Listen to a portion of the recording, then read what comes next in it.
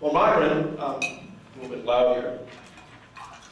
It seems to me you think that San Francisco and Denver have no regional planning, and that's not true with either one of them. Denver has Dr. Cog, the Denver Regional Council of Governments, which is much like the Met Council, has about the same amount of power, has drawn an urban growth boundary around the region. Many of the cities within the urban growth boundary are buying regional parks very rapidly, so they're taking land out of availability for housing, and that makes land getting increasingly expensive, and it's making housing more expensive in the Denver metro area. Denver's strategy is essentially to make as much land, zone as much land as possible for multifamily housing, and as a result there won't be land available for new single-family housing. That's pushing the price of single-family housing up. Constructing of new multifamily housing means that people who move to the Denver area from Greenwich Village are going to end up living in Greenwich Village and Denver too, and I don't think that's why people move from New York to the wide open spaces of Colorado. San Francisco is far worse. The 9-county San Francisco area is about 80% off limits to development, and of the part that's within limits of development, large parts of it have been designated regional parks.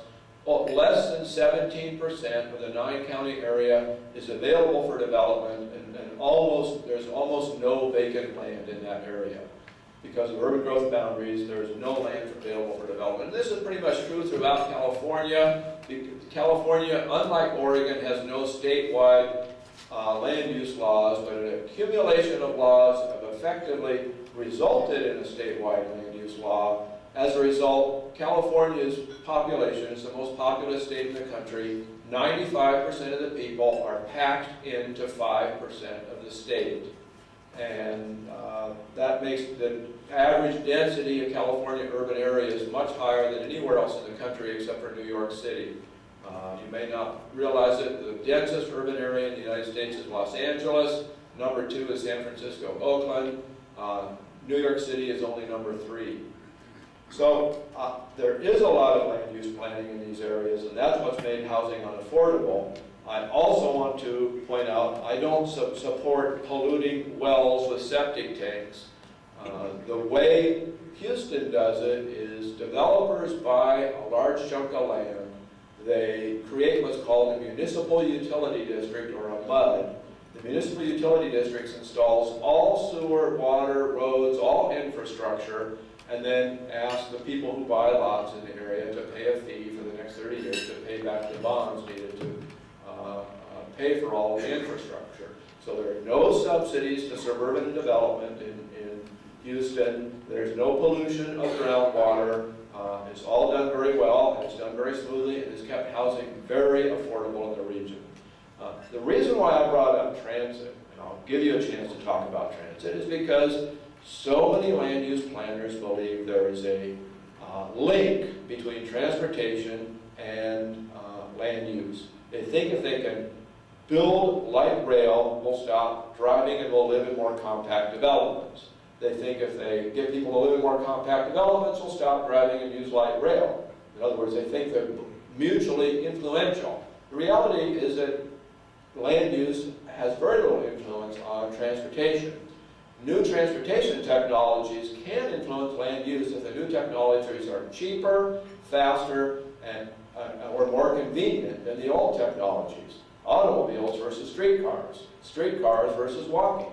But going back to streetcars, going back to a slower, more expensive, less convenient form of transportation is not going to lead people to suddenly live in Greenwich Village. It just doesn't work out that way. The vast majority of Americans of all age classes, including millennials, would prefer to live in a single-family home than in a Greenwich Village. I don't mind building Greenwich Villages for those who want to live there, and I don't mind relaxing the zoning to allow developers to build that if people want to live in a place like that. I don't like to see subsidies. I don't like to see zoning mandates.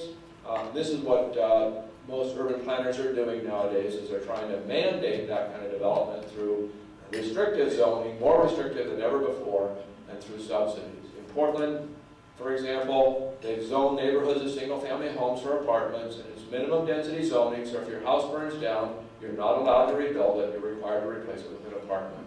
And that's leading to a forced transition of neighborhoods that people move to those neighborhoods with no expectation that they'd be living in neighborhoods of multifamily housing, and now it's springing up all around them. So, Thank you have you. Okay. Yeah, this is on, isn't it? Yeah, okay. I had several points to make. I mean, one of the things that I think the housing prices, I'd like to just cite a couple of articles about housing prices. This has been well studied in urban growth boundaries. Not that we have one here.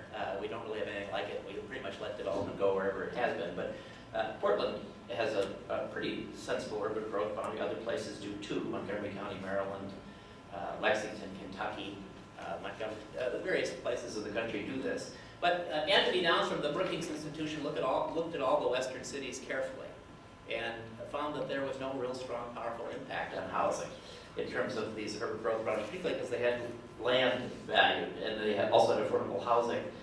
There are a number of other studies that were cited by Chris Nelson and others, and I would point you to this. This has been extensively studied. On the transportation issue, in terms of what Mr. O'Toole was saying about the cost of transportation, I just wanted to read from the Tax Foundation study, which is a conservative think tank in Washington. This is funded, a lot of the board members are from the Heritage Foundation. It's funded by many of the same people that fund Cato. And he talked about the analysis that Mr. O'Toole said, and this was Joseph Heckman in an article of January 18th, 2013, and he really took Mr. O'Toole to task on his methodology and the way that he was thinking about it.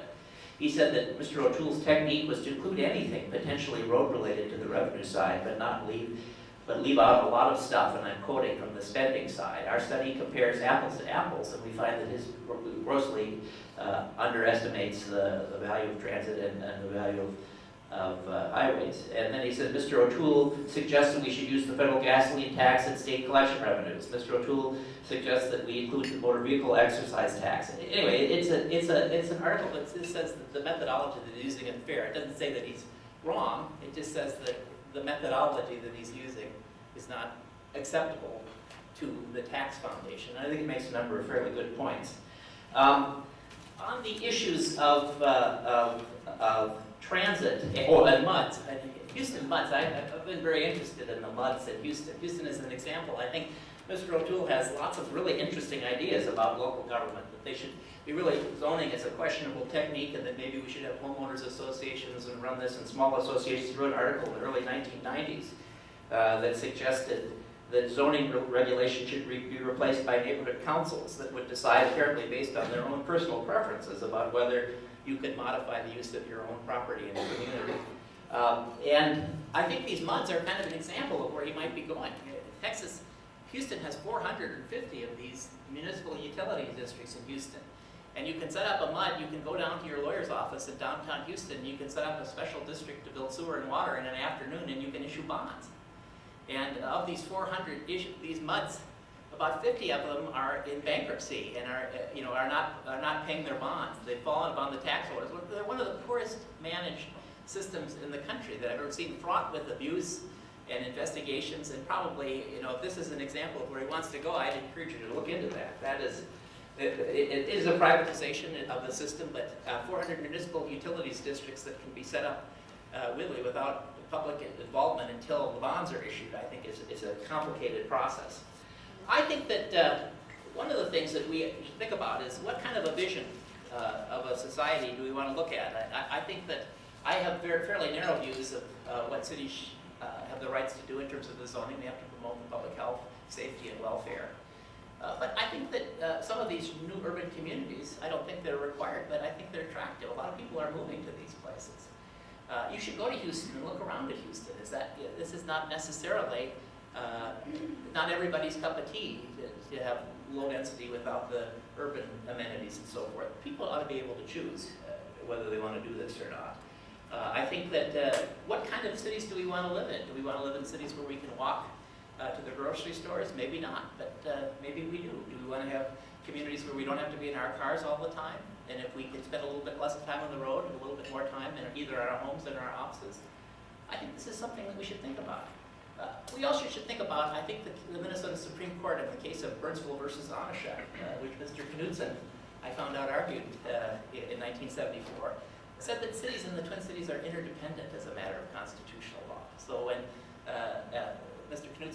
in his brief based on the older precedent. Unfortunately, I think he was perhaps right at the time, but he lost this case. Oh, but the Supreme Court said that the cities are interdependent in the Twin Cities, that they owe responsibilities to each other, that we're a single housing market and employment market, and that they owe duties to each other. And I think the Minnesota Supreme Court was right about that. It is a big metropolitan area, and we have 187 units of government with land use planning powers in the metropolitan area, 49 school districts, 7 counties, limitless number of special districts. I would ask Mr. O'Toole, maybe this is too much government in terms of the future. Maybe we'd be a little bit more organized if we were a little bit more like Indianapolis, which he likes, that has a little bit fewer units of government. I've talked too long. Well, Myron, you talked about urban growth boundaries and municipal, the MUSA around the Twin Cities, and the studies that have claimed that urban growth boundaries don't influence housing prices. Now, Oregon was one of the first states to legalize medical marijuana, and our neighbor to the north is the second state to legalize all marijuana usage. And I just have to ask the people who are looking at urban growth boundaries in Oregon, Washington, and California, what are they smoking if they're finding that those urban growth boundaries aren't influencing housing prices? Urban growth boundaries influence housing prices in several different ways. First of all, as soon as you restrict the supply of land, you make the housing market less flexible. So a small change in demand will lead to a large increase in price. A small decrease in demand will lead to a large decrease in price. So the second change is you make the housing market a lot more volatile. You get bubbles that you didn't get before you did that. The third thing that happens is that cities recognize that since you can't go out into the countryside and build, that you're stuck with them. And so then they start becoming a lot more restrictive. So it can take years to get permits to do anything, which makes it very hard to be responsive to changes in demand. In California, it can take at least 5 years to get a permit to build one house on one vacant lot in a neighborhood that's zoned for single-family houses. And when you finally get it built, they might not give you a permit to occupy the house. In Oregon, it takes you almost as long to get permits. And if you want to build a house on a quarter-acre lot in Portland, good luck. There are no more quarter-acre lots because everything has been zoned for much smaller lots. You just can't build on something that's larger. Now, the Twin Cities has not been as restrictive. Your housing prices are more affordable than Portland's. They're less affordable than Indianapolis's or Houston's or Dallas's or Atlanta's or San Antonio's. And so you have to look at your competition and say, which way should we go? You're on the verge of making your housing a lot more affordable. And I look at the Thrive plan and it says we're going to build all this high density to provide more affordable housing. I think they're misunderstanding the issue. The issue is not, is there affordable housing for a few low-income people? The issue is, what's the level of housing affordability for everybody in the region? And if you have housing affordability, as opposed to a few units of affordable housing, everybody will be better off. And I think Portland has made everybody worse off. Portland is actually a disaster in many ways. The finances of the city are in terrible shape. The transit agencies' pension and healthcare obligations are so large that the general manager is saying they're going to have to reduce all transit service by 70% within 10 years. The city, as you correctly noted, we have more than 2 segregated schools. We have 2 high schools that are pretty much all black. You can't even graduate from one of those high schools with enough credits to get yourself admitted to a state college of higher education. We have some of the lowest high school graduation rates and some of the largest classroom sizes in the nation. Our libraries, our police, our fire have all been losing funding. The Portland city streets are in terrible shape.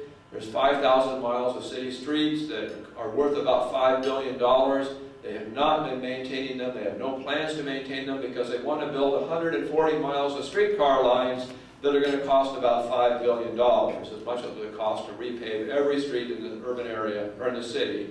And those streetcar lines are slower than walking, and people aren't going to ride them, but it's a nice toy for the city planners and the contractors. So Portland, I think, is a perfect model for how not to do things, and it's the model that the Twin Cities is following, and it should turn away from that model as quick as they can unless you want to have slow growth and near no growth, which is what Portland comes close to achieving. The only reason why we have growth at all in Portland is because people are leaving California, where the situation is even worse.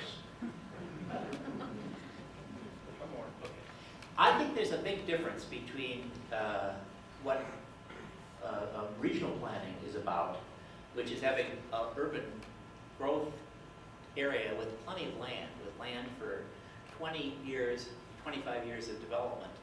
And what California is like is every city says they don't want growth, or Boston metropolitan area, you have local communities that don't want to develop. I think these are really different things. I think in Portland or the Twin Cities, where you say, we've got 20 years of sewers, I think we have 70 years of sewer here that's available. We have all the infrastructure in place. We're ready to build it when you want to. I think that's different than just letting each community shut down. I think California is more local control that's causing these prices than it is regional planning. There's no regional body in California that is setting these large, broad areas that has control over local zoning or has any ability to deal with this. They have goals, but there's nothing like what's going on in Oregon. I also think that places that are like Salt Lake City and Denver and many of the places that I mentioned in these articles, they don't really have anything like this, and their prices are going up. When in the early 90s, when the Detroit auto boom was going up, many of the citations of land prices said that in that time, the land use planning in Detroit was going up. Housing prices were going up very fast at that time, and partly that's related to how fast your region is growing, whether anyone wants to live there. Part of the reason that housing is expensive is because it's a desirable place to live, and almost every place that people want to be and want to settle has expensive housing, or more expensive housing. And I think good planning is a way to ameliorate that, particularly if there's a variety of housing types. One of the things that good planning does says that the market ought to be able to build apartment buildings or quads or townhomes or denser buildings if they want to. So it's an override of local saying no. And I think that helps with affordable housing. When the market can respond to the demand for rental housing, it means that we have more affordable housing. When the market can build smaller homes, when it can respond to the fact that not everyone can have a mortgage on a big house, that's good for everybody. And I think that's what good regional planning is about, is allowing quads and townhomes and apartment buildings, and allowing greater density if the market demands it. If not everybody can afford a brand new big single family.